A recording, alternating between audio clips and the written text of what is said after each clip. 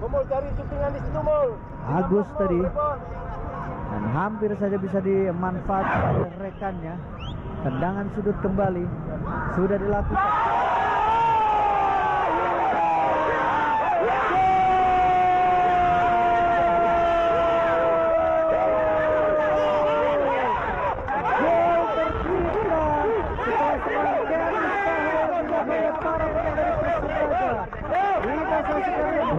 Sebuah sundulan yang meluncur keras di dalam gawang yang tidak bisa diantisipasi oleh penjaga gawang Muhammad Rizky. Kita saksikan lagi dalam timeline bagaimana proses terciptanya gol yang lagi. Ada sebuah insiden.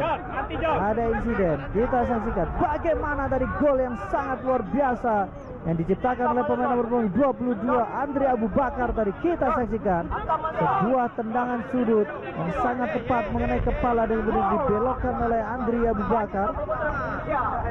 Dan tadi Arif Atep dorong ke kanan, Adi Bayo, tapi lebih cepat reaksi yang ditunjukkan oleh pemain belakang dari Persiraja. Masih Persiraja sekarang, Andri Abu Bakar.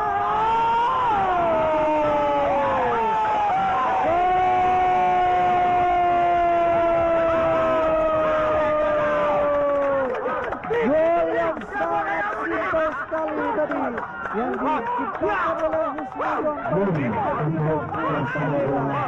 merupakan umpan tarik yang diberikan Andri Abu Bakar. Sebuah skema counter attack. Kita saksikan dorongan bola, tidak ada yang mengawal dan kemudian tendangan yang tidak terlalu keras sebenarnya, tapi bisa meluncur ke dalam gawang, tidak bisa dijangkau oleh penjaga gawang dari Mitra Kukar Muhammad Rizky. Kita saksikan selebrasi yang dilakukan oleh pemain nomor 9 Husnuzon.